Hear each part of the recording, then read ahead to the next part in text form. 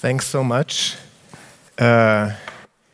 for the opportunity to be here. My name is Marcel Dickow. I'm from Stiftung Wissenschaft und Politik. As you already heard, that's the German name for the German Institute for International Security Affairs.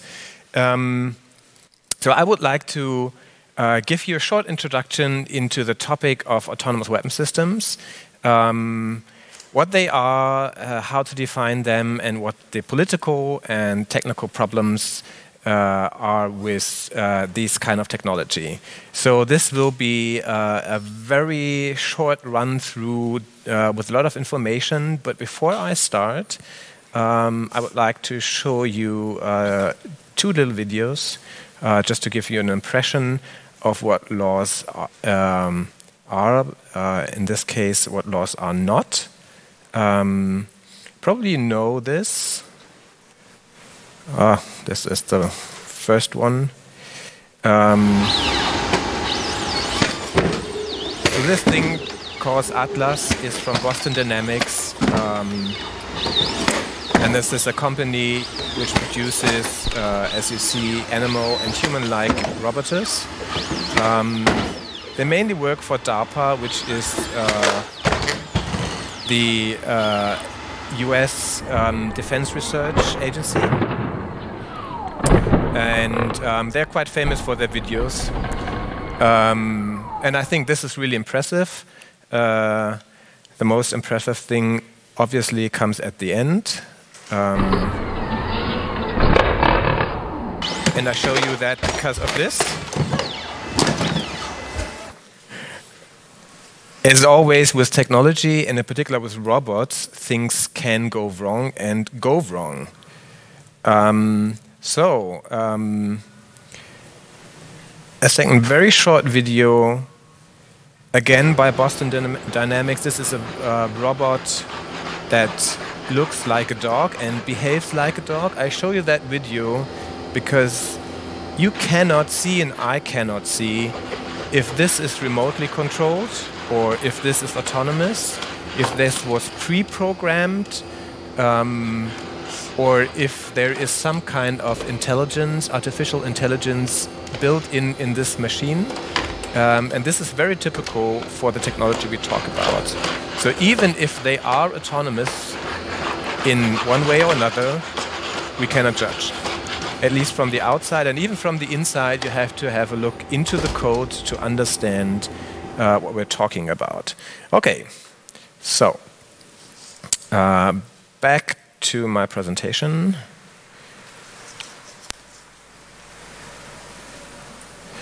Right, so I would like to talk a little bit about technology and the military demands, why militaries try to develop those kind of technology, a little bit about the security policy perspective on laws, much more will come from Susanne afterwards, and the concept of autonomy versus the concept of human control as the main regulation idea, and a little bit about the ethical dimension of these weapon systems. So when we talk about lethal autonomous weapon systems, that's the official term. We talk about hard and software, obviously, so that's about platforms and military functions.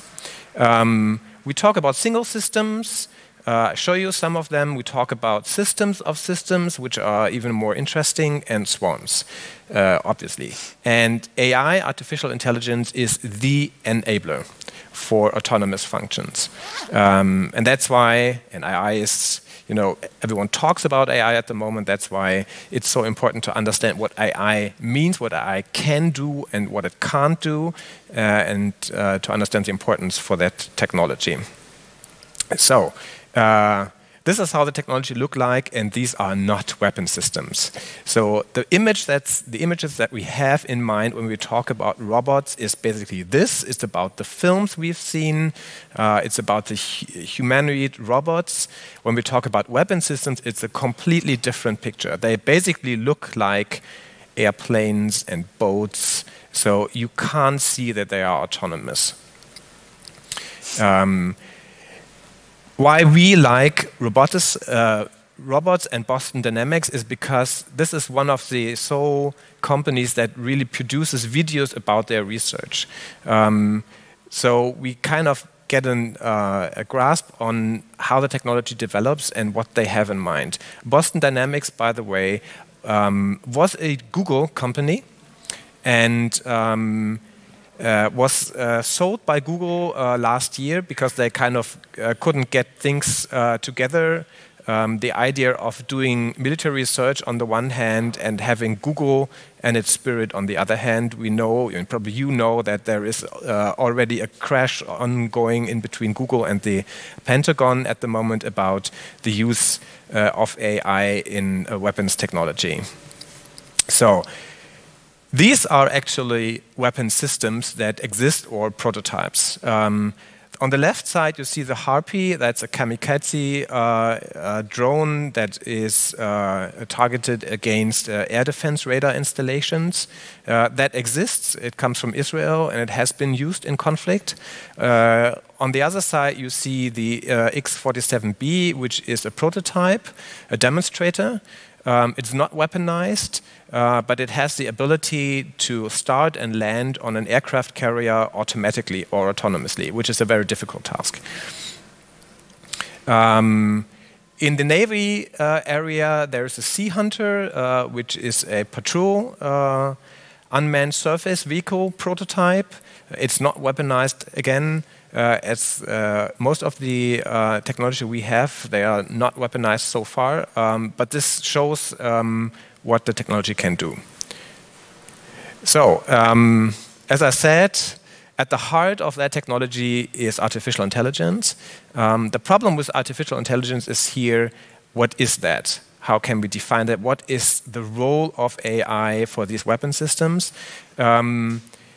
We, and I speak here as the coordinator of IPRA, the International Panel on the Regulation of Autonomous Weapons, we do not use the term AI, we use the term computational systems, because we believe it is important to really understand and to explain what is the technology behind it. Is it machine learning? Is it straightforward computational methods? So that's why we always talk about computational systems. And computational methods. The problem with these systems is testing and evaluation. Obviously, if the software develops, if it's not straightforward programmed, if it's not if-then, then it gets very complicated to test it. And testing weapon systems is one of the most important things for militaries because they want to have reliable and predictable systems. They must be robust. They must deliver the same result every time you use it, which is kind of difficult if you have a system, for example, that has machine learning built in. And one of the main problems and challenges here is how does a weapon system with AI, machine learning, whatever it is, built in behaves when it is in contact and interaction with another system that also has the same technology. You cannot test that, obviously. You cannot test against your enemy systems, at least not in peacetime. So that is one of the main obstacles for militaries at the moment.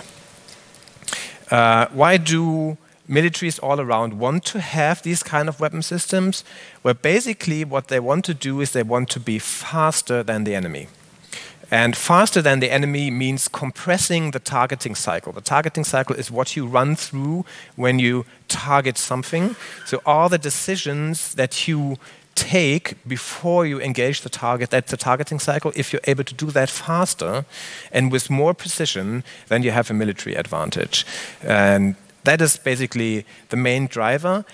But, and there's a huge but here, militaries also want to keep control over their systems and over the military operation that they do. So obviously if things get faster, they tend to lose control, and this is kind of the balance that they want to find. There are other technical advantages here, like reduced response time, to reduce the risk for own troops, things like that. But the main advantage is these systems are faster and can be more precise. Okay, a few things about the security policy dimension of these weapon systems. You can imagine if you want to find a regulation or if you want to kind of get a grasp on what these systems are, you need to have a definition. And that is very, very complicated because how do you define the autonomy in this system? The second challenge is that you have a race for combat speed. Things get faster, I explained that already. And that gets kind of militaries to different challenges. And the consequences from these challenges may be that there are risks for regional and international stabilities, but there are also like arms dynamics and proliferation. Imagine you have a very fast defensive system. And if you're an enemy, an adversary, and you want to overcome that system, you probably want to create an even more faster system. And so there is kind of an arms dynamic for speed, and that's the race for combat speed. And there's also can be a risk for crisis escalation if these systems are fielded. Okay, just two examples of existing working definitions of laws. And one comes from the US, from the Department of Defense. It's quite old, 2012, and it says, autonomous weapon systems are a weapon system that, once activated, can select and engage targets without further intervention by a human operator. This includes human-supervised autonomous weapon systems that are designed to allow human operators to override operations of the weapon system, but can select and engage targets without further human input after activation. And this notion of select and engage, that's called the critical functions of a weapon system. That's where military force is applied. The International Committee of the Red Cross, the ICRC, has kind of a similar definition from 2016, any weapon system with autonomy in its critical functions, that is a weapon system that can select and attack targets without human intervention. So you see the definitions is not about the technology, the definitions are about the involvement of the human being in the targeting process. The definitions are about human control.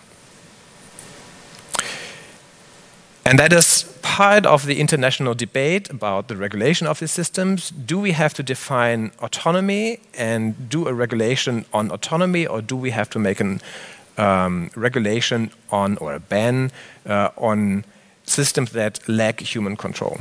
The main question is, if we agree that we talk about the humans and the role of the humans, how does human control can look like?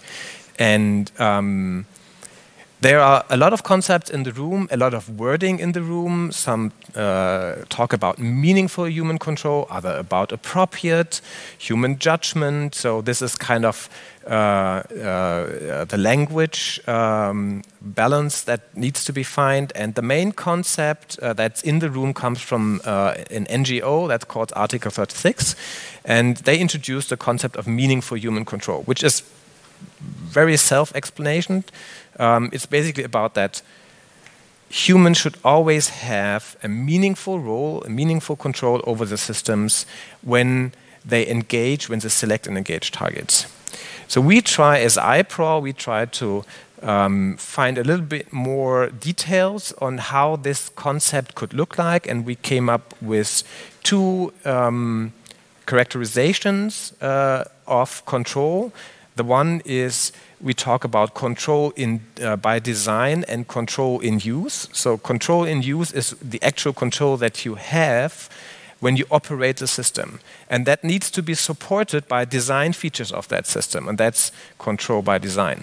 That's the one thing. And the other thing is, for us, control means that you, on the one hand, needs to be able to understand the situation where the system is in, and that you need to be able to intervene with the system if appropriate.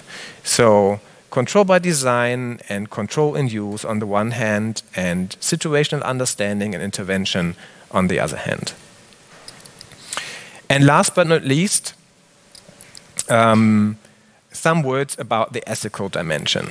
So main reasons for people who advocate for lethal autonomous weapon systems is they say, well, there is a protection argument for our own troops, and these systems may be able to better fulfill and adhere to international humanitarian law. That's basically, these systems can or will in the future better decide between civilians and combatants, and therefore are kind of more legal, at least can adhere better to international law. That's kind of the consequential and utilitarian ethics. There is another ethical approach to it, which calls the Deontological Ethic, and that is basically about if the use of the systems and how they operate is in general good or bad, or can be along norms. And the question, the main norm here is the question of the human dignity. And if these systems would violate the dignity of a human being, if the system, not the human operator, if the system decides to kill or to not kill a human being. And most of the ethicists here would argue that a system that decides that by its own violates the human dignity of the victim. Okay, so that was a very, very quick rush through lethal autonomous weapon systems. If you want to have more information about that, there's plenty of literature out there. Obviously about the concept of meaningful human control. We've published 3 reports with IPRO. You find that on ipro.org. There's a very good paper from from 2 colleagues, Jürgen Eitmann and Frank Sauer, about strategic stability. There's a very, very good reader from the Federal Foreign Office, published 2 years ago, edited by Robin Geis, also a colleague, where you have plenty of articles that are very informative. And there are a lot of people around there, which you can just Google, like Noah Sharkey, my colleague Anja Dahlmann, or Götz Neuink from Hamburg, Peter Asaro, Denise Garcia, Charlie Carpenter, Vincent Boulenau, and some others. Just let me know if you want to have more information. So, thank you for your attention, and I hand over to Susanne Baumann.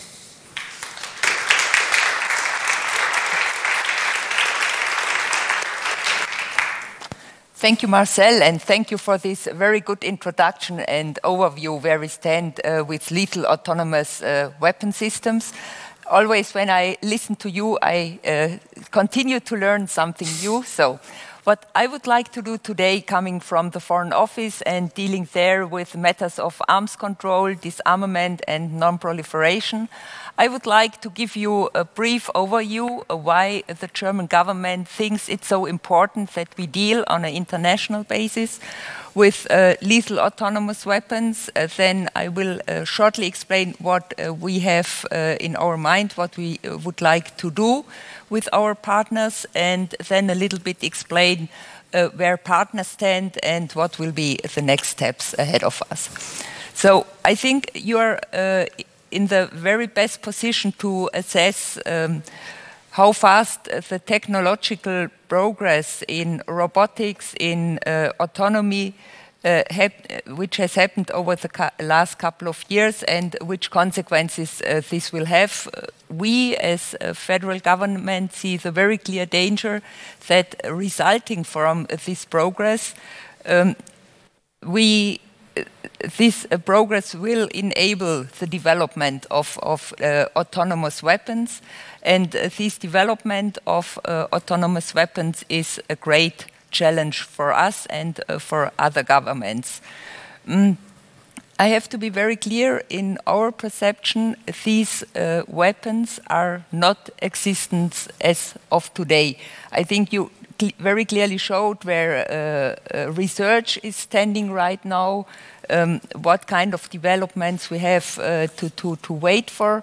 But for us, for the time being, these weapons do not yet exist. On the one hand side, that's a little bit comfortable for us because it gives us time for looking deeper into the matter and for finding compromise on future regulations. On the other hand, and you very clearly said it, it's very difficult to deal with systems which are not yet in existence, and therefore the question of definition is also very complicated in the international process where we would like to find regulations. Marcel has mentioned, and I share his view, the development of autonomous weapons is of great concern to the federal government under a couple of aspects. First of all, the effects these weapons could have on global security and stability. Then, of course, the unanswered legal questions, and I think, which is very important, also the ethical dimension and the humanitarian consequences.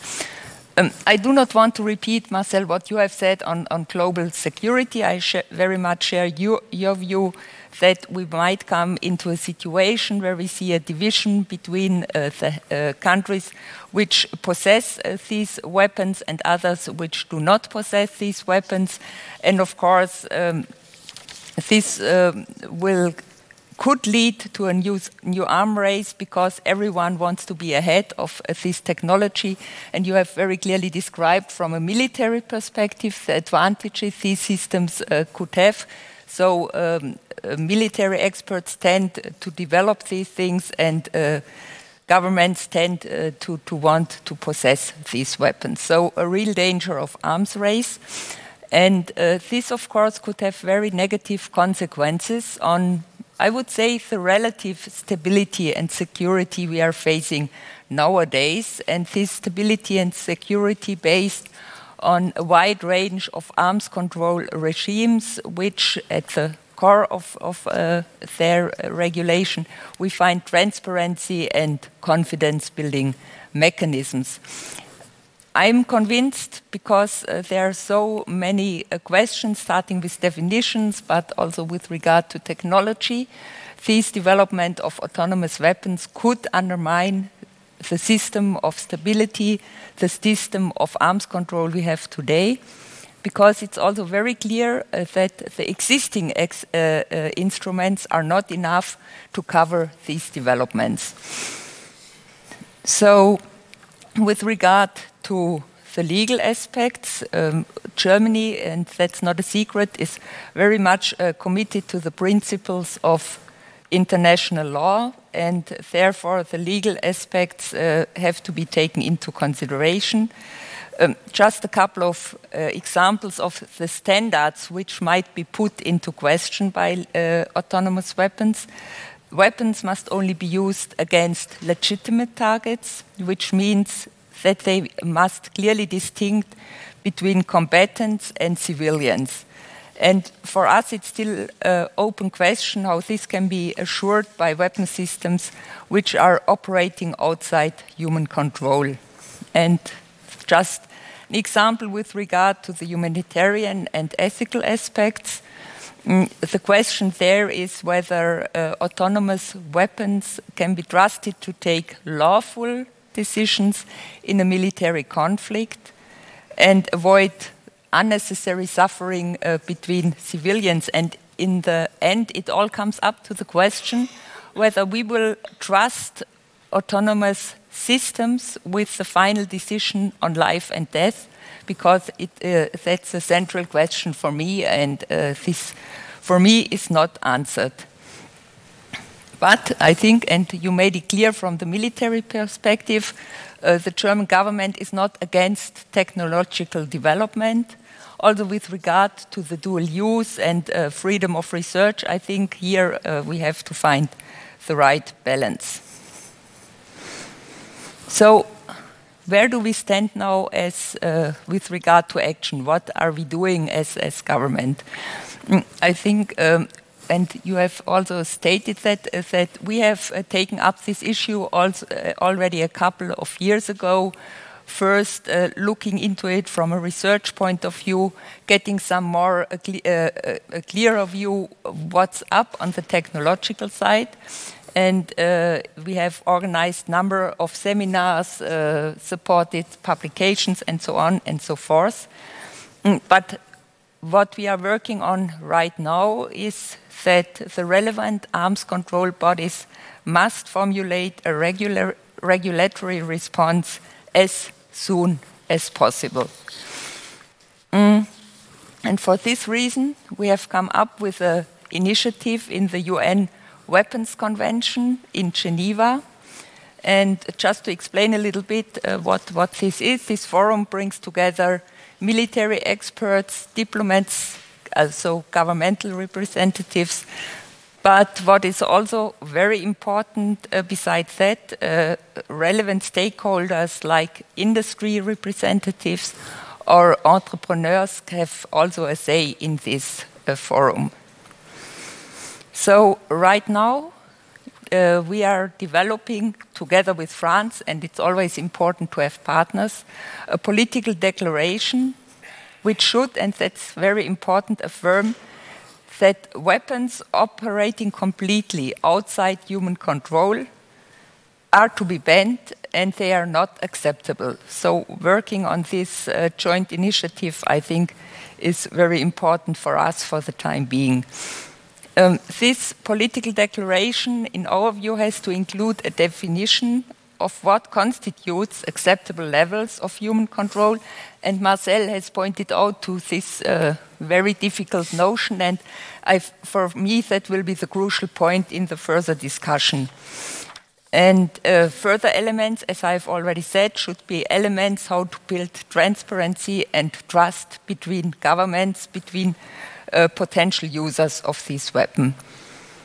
In the next step, we would like to develop a code of conduct which would provide military decision makers with concrete rules on how to handle autonomy in weapons.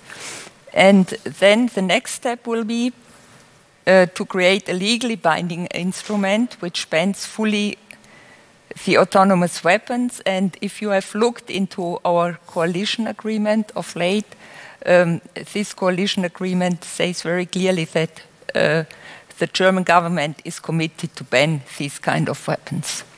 So, as I said, the environment is not an easy one, and there is a vast variety of views how to deal with these autonomous weapons.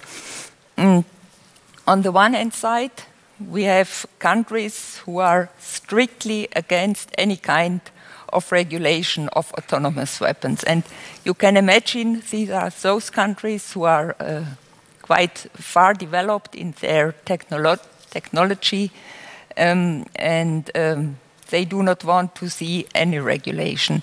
On the other hand, and these are especially countries from the non-aligned movement, they are calling for an immediate moratorium on the development of these kind of weapons, and they would like to immediately start negotiations on a legally binding ban.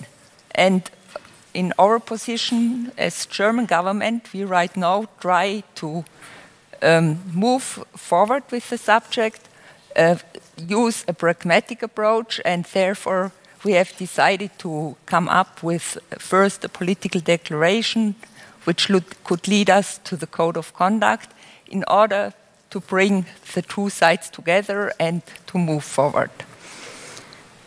So I think it's a very good sign that the initiative is widely supported by our EU partners, but also by countries like Costa Rica, Korea, Mexico, Japan. So we try to build a worldwide alliance on this. And yeah, to come to an end, I think we will continue to work in the UN fora. A group of governmental experts has been built there. They will come up with new recommendations, and there, of course, the work Marcel and his colleagues are doing with this scientific expert circle is very important for us. Okay, thank you.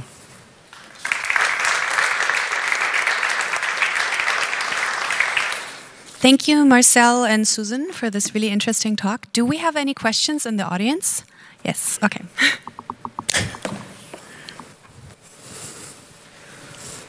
Who wants to go first? Okay. Thomas wants to go first. Thank you so much, Thomas Fiegold. Thank you very much to both of you. This was very much up to date and gave me a lot of more insight. I just have two questions. The first is to Mrs. Baumann. Do I understand correctly? There might be a common position within the EU, but definitely not a common position within NATO. Is this right? And will there be a position within the EU, or will this only be because the Atlantic archipelago will leave the EU, and so we have a common EU position after that? And to Marcel, it's a common understanding we are not there yet. We don't have those systems. When I see the imminent deployment of the long-range anti-ship missile system by the US, don't we cross the threshold already when this system is deployed? So we are there, or might be there in a few months' time. Is this correct? Thank you.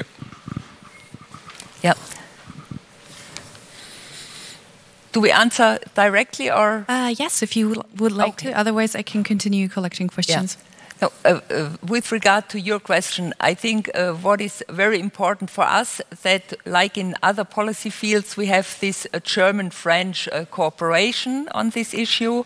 And on this, we are building and try to get all our EU partners on board. And I'm very positive that this will happen with regard to the laws issue. We are working on it. And I think UK, with regard to a EU position, it's a question of time, unfortunately. We haven't had these discussions in detail in NATO, because these discussions are ongoing in the UN context in Geneva. And there, as I've said, is a widespread, the opinions are quite widespread, and those countries who seem to move forward with the technology, of course, they are much more reluctant than others, and you are certainly very well aware who these countries are, which these countries are. Susanne is diplomatic enough not to name the elephant in the room. Me as a scientist, I can do that. Obviously, the US is one of the elephants in the room. Just a quick follow-on on that, and that goes to the UK. So I've been following the discussions in the CCW, that's the United Nations Weapons Convention, for a couple of years now. And for the first time in the meeting in April, 3 weeks ago, I got the impression that the UK was much more willing, or was willing to accept the notion of human control, of meaningful human control, not as a general concept, but as a concept that should be applied to the weapon systems. Because beforehand, they already said, well, we don't have any weapon system that has not human control. They are always under human control, which is something that you can, state, but as long as you not define human control, well, fair enough.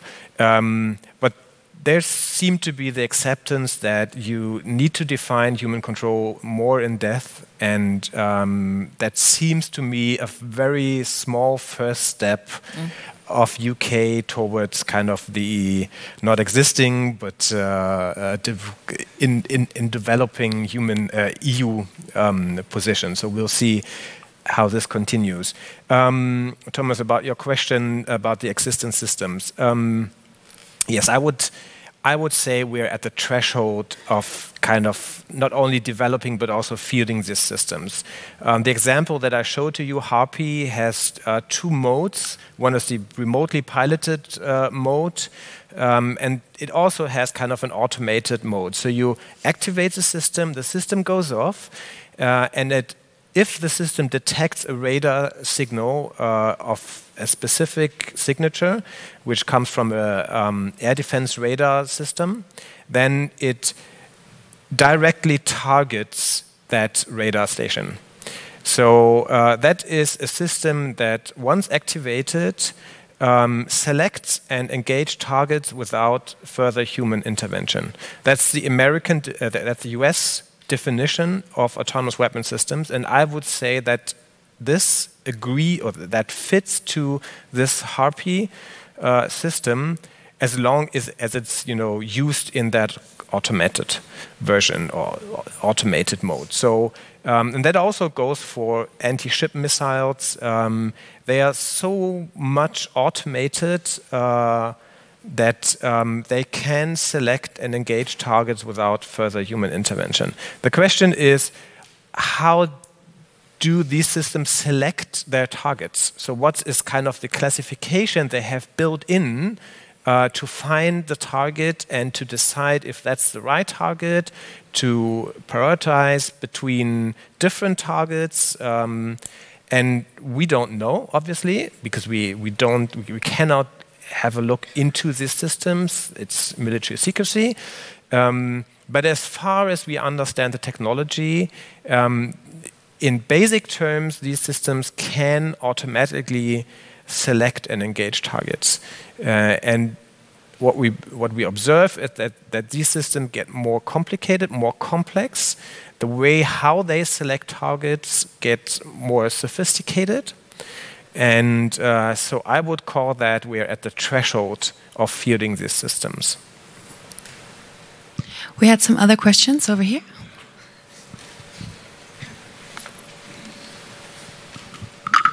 I'm Anke Domscheit-Berg, member of the Parliament for the Left. I want to ask explicitly, which countries do you know are on which side, especially in Europe? So more elephants, I guess. And then I really do not understand the position of our government, since they say themselves they don't know particularly how dangerous this will be in the future, but potentially it may be very dangerous. So why do we let the genie out of the bottle? Because everybody knows once it's in the world, it will be used by somebody. And I just can't follow the idea that let's see how terrible it is, I mean, do we find rules for ethical use of nuclear weapons, or for ethical use of biological weapons, or for ethical use of chemical weapons? We would always say no, there is no such thing. And why would it be there for autonomous weapon system? I just can't see it.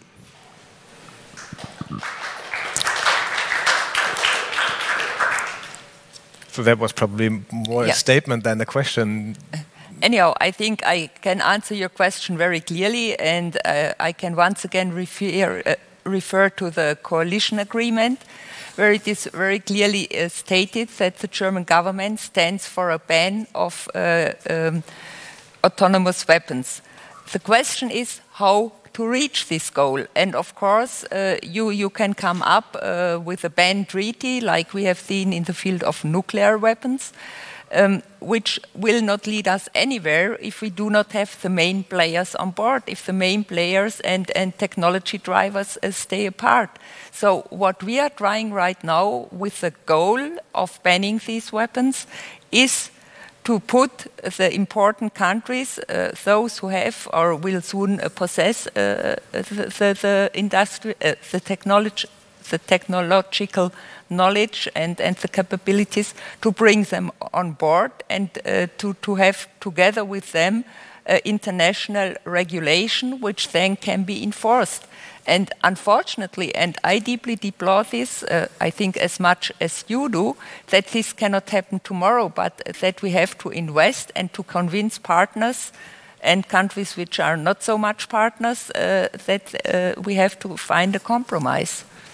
That's political reality. And which countries are on which side? I think coming or looking at a country like Pakistan, They, for example, taking into consideration their regional security concerns, they would like to have a ban immediately, including all kinds of weapons, also those which we would consider not as fully autonomous. And there are other countries like China, like Russia, and also like the US, who are more advanced with regard to technology. Of course, they are not so much interested. Okay, let me play devil's advocate here. Because even the former US president, judging by his actions, was very interested in pursuing autonomous weapons. And now we have pretty much two strong men in the strong countries surrounding us to the west and the east. And with the potential of them developing weapons that could potentially surpass any human-controlled weapon systems easily within the next few decades, is there not a security concern for the EU if we do not develop any weapons of such form? Mm-hmm. No, you're exactly right with your description, and that's why we try to find regulations. Yeah. So what we see, just a comment to that, but what we see is basically an arms dynamics at the moment. So there are states developing this technology. Other states observe this and can come up with the conclusion that they also have to invest in their technologies. On the other side, there are countries who strive for a ban because they believe they do not want to get into that kind of arms dynamics. And obviously the German approach of the German government is to invest in a ban, I mean to politically invest in a regulation, in a ban. But that is a difficult task. What we see and why this is a so kind of exciting research topic is that policies are shaped at the moment. So you can observe it from every meeting in the UN, like from year to year, states kind of adapt and change their positions. China, for example, it was very unclear what their position was.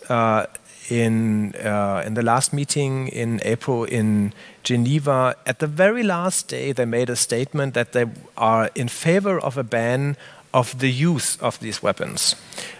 So it's kind of a weak thing because we don't know how they would like to define the technology. So what is a lethal autonomous weapon system for them, and how do they want to ban the use of it? But it was kind of a shift in position. It also kind of happened with the UK. I talked about this. So what you see is that states are making up their mind what their position is on that technology.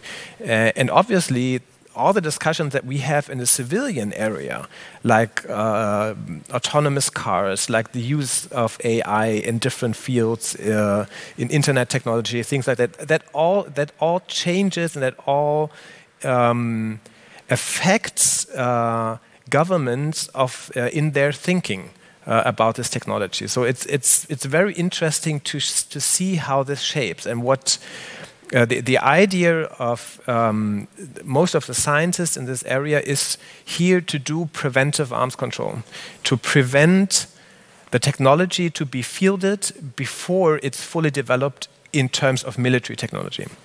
And this is something, it's a quite old concept, but it has only come to light a couple of times. So it is very, very difficult to ban existing technology. It should be much more easier to ban it when it's not fully developed. But obviously, some states are interested to kind of experience the advantages and disadvantages of the technology first, before then deciding on to regulate it or to ban it. We had another question over here. Good morning, and before I ask my question, I have a quick disclaimer. I'm speaking not for the German armed forces. I'm asking my question as a soldier and an officer. I have a little bit different priorities as stated by Dr. Dickow. For me as an officer responsible for my soldiers, my first priority is to fulfill my task. And the task in Germany for the German armed forces is given by the parliament. And the second priority is to fulfill this task with as less damage or in danger for my soldiers I have to lead into battle. And I'm happy if you ban all these weapons, but as good as this works, you can see that we always carry a gas mask with us, because we need to prepare against chemical weapons. And also we lose most of our soldiers due to improvised explosive devices, which are kind of landmines, which are also banned worldwide mostly. So what do you think is the alternative when I am, as a soldier, standing against a robot army, which I'm in agreement with you, that the others will probably not respect, not to use? First of all, I totally agree with you. I think technology in general has the potential to be more precise, to have more precise effects and less collateral damage. So I think it is important to use this technology for being in compliance with international humanitarian law, and that also includes the protection of own forces. But that does not mean that we should lose control over the technology. So the main idea is basically that humans should always have control, meaningful human control, however you call it, and that wouldn't exclude, better protection of own soldiers or more precise targeting. So I don't see there is a contradiction here. Your question about how to react to an enemy force that basically uses that technology and that does not adhere to whatever it is, international norms, well, you always have that problem. I mean, we have that problem with terrorism, and the German answer to terrorism is we have law enforcement. So the German constitution basically states that we have to follow our own laws and rules to fight, for example, against terrorism. So we will not use the methods and ways of warfare as the terrorists do. That's basically our answer to terrorism. And I would say it's basically the same here. So if we can agree on a norm, on an international norm, kind of derived from international humanitarian law, that humans should always have meaningful human control over their weapon systems, I think that's a strong statement, and that will bind not everyone, but most of the international actors. And for the rest, we need to be prepared. Probably my answer of how this to be prepared should look like is not to field own autonomous weapon systems. There is always a risk. Warfighting is always a risky thing. It always has victims, losses, also of own military personnel. That's the nature of warfighting. But we have international humanitarian law to kind of define the boundaries in which we want to do that. And I wouldn't widen up that boundaries because other would, probably even non-state actors would use that technology. I think we have to define the norm, and we have to make the norm clear, and we have to do the best politically to get everyone adherent to the norm.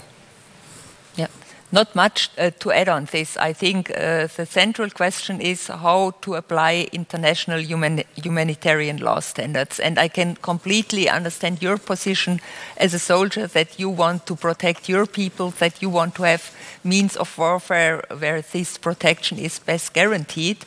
But I think it comes back to the international humanitarian law and to the definition of meaningful human control. And yeah, I think, Marcel, you very clearly outlined this. Thomas Krause, guten Morgen. This conference is about discussing the impact of technology onto society, on society should have on technology, and about future perspectives.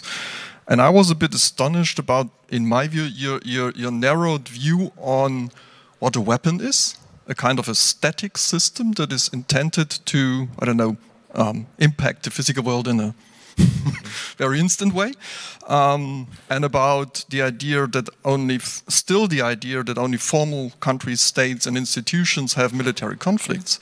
So we will build autonomous systems in the thousands, 10,000s, and millions. That's no question. We will do that in the civil world.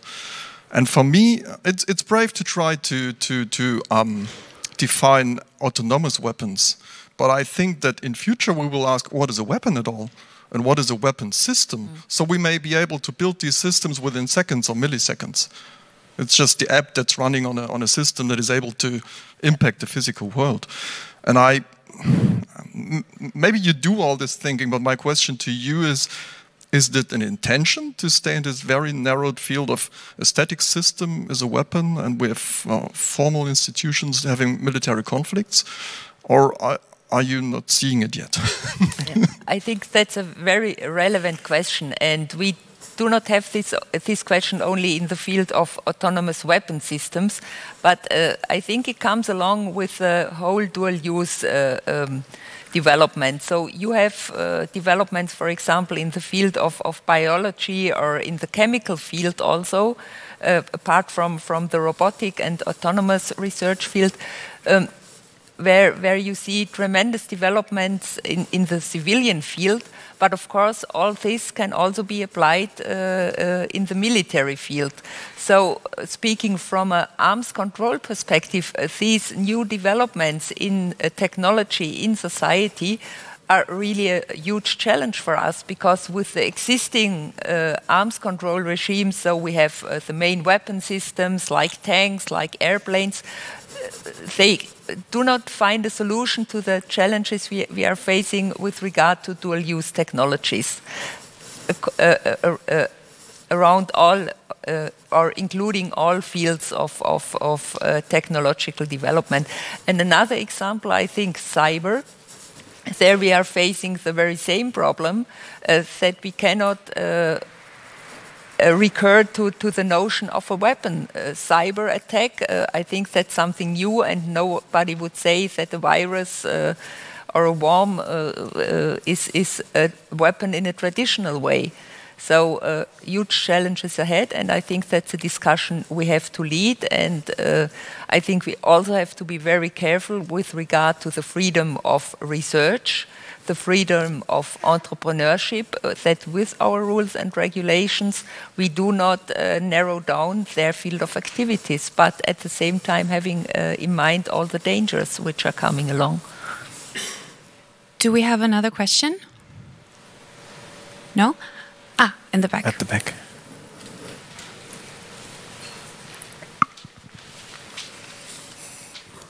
Thank you. My name is Klaus. We are talking a lot about these weapon systems from a technological standpoint as a very agile system that can overcome the enemy state's defense system or not. But to me, that's not the real question. The real question is, what do we do with attribution? If wars have always been atrocious, and from a long history we've come to the conclusion that there are some atrocities that should be treated as a war crime. Now what happens if we have fully autonomous systems? Who's to blame? Mm-hmm. The soldier who who pressed the button and let it start, it will be very difficult to prove that he had the intention to commit a war crime. And to me that is the relevant question. Everything else is just a new means of fighting a war. That's not interesting to me. Thank you. Thank you very much for this question and also the last question. Very relevant. From a legal point of view, it is a quite easy answer to that. And that is states which possess, field, and operate these weapon systems are responsible under international humanitarian law.